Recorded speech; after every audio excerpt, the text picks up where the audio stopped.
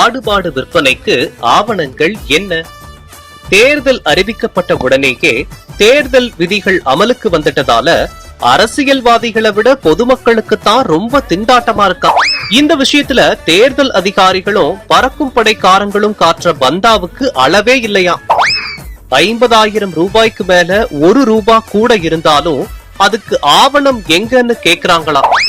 ஆடு மாடு விக்கிறவன் ஆவணத்துக்கு எங்க போவா, ஜிஎஸ்டி பில்லுக்கே எங்க போவான்னு கேக்குறாங்களாம் விவசாயிகளும் வியாபாரிகளும்.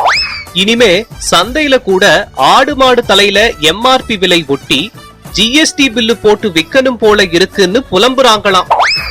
கருவாடு விக்கிறவனோ காளான் விக்கிறவனோ எந்த அடிப்படையில பில்லு போட்டு அதை ஆவணமா காட்டுறதுன்னு பொங்குறாங்களாம். காய்கறி சந்தைக்கு கருவேப்பிலை கொத்தமல்லி கொண்டு போறவங்க கூட 50,000 அப்படிங்கிறது சாதாரண தொகை, இத கூட எப்படி பில்லு போட்டு வித்து அதை ஆவணமா காட்ட முடியும் அப்படின்னு கேட்டா பதில் சொல்ல முடியாம தவிக்கிறாங்களாம் பறிமுதல் பண்றவங்க.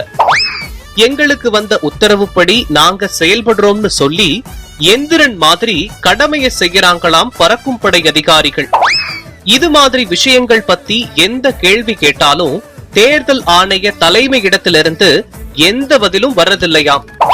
சென்னையில இருக்கிற தேர்தல் அதிகாரியோ பத்திரிகையாளர்கள் எந்த கேள்வியை எப்படி கேட்டாலும் அதுக்கு சம்பந்தமே இல்லாம ஒரு பதில சொல்லிட்டு இருக்காங்களாம். தலைவர்கள் சிலைகளை மூடுறது, சுவர் விளம்பரங்களை அழிக்கிறது, பரிசு பொருட்கள் விநியோகத்தை தடுக்கிறதுன்னு எல்லா விஷயத்திலையும் பல குழப்பங்கள் இருக்குதாம்.